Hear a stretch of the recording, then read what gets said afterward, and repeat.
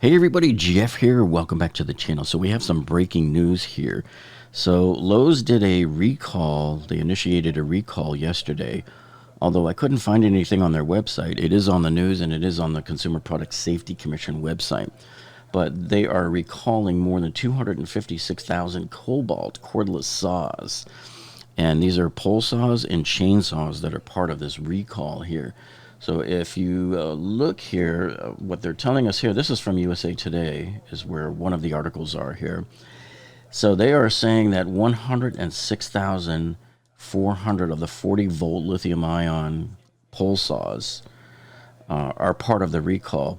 And they say that the switch can fail under heavy load and cause the unit to continue running after the user releases the trigger, posing a laceration hazard to consumers. I mean, that's pretty gnarly, dudes. Holy cow.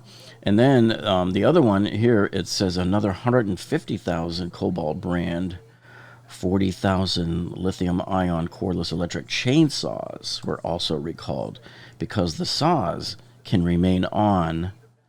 The recall states there have been 48 reports of the switch contacts welding causing the chainsaw to remain in the on position. And they are saying that they have not seen any known issues of injuries yet to date. So let me see, is that all they're showing there on USA Today? USA Today did not give many details, but down here in our neck of the woods, the Miami Herald did. Okay, now here we are on the Miami Herald. They just released this article yesterday talking about it. And they also showed the pictures of the models here and give you some information about it. And they gave more information here on the date codes, which is important right here for the chainsaw and the pole saw. So here's the date codes, item numbers right there. So I would check with your local store, see if they'll take it back. From what the article is saying here, the manufacturer is offering to repair it, but I'm like, are you kidding me? Repair? Are you nuts? No, you're going to give a whole new one there. So I would try to get a whole new model out of this one here if I was you folks. Now, for those who need to get much more technical and legal information, you go to the United States Consumer Product Safety Commission. On their page, they are actually showing the model here of the product, of the Kobalt chainsaw, and they're showing here how many units were sold, and 1,400 were in Canada. And so it gives you, multiple views of the product so you can identify it. And here's the consumer contact here. So, the actual company is Hong Kong Sunrise Trading. And when it shows you all of that stuff, if you look down here somewhere, it shows you the manufacturer. See, the distributor is the Hong Kong Sunrise Trading Company of China, right there.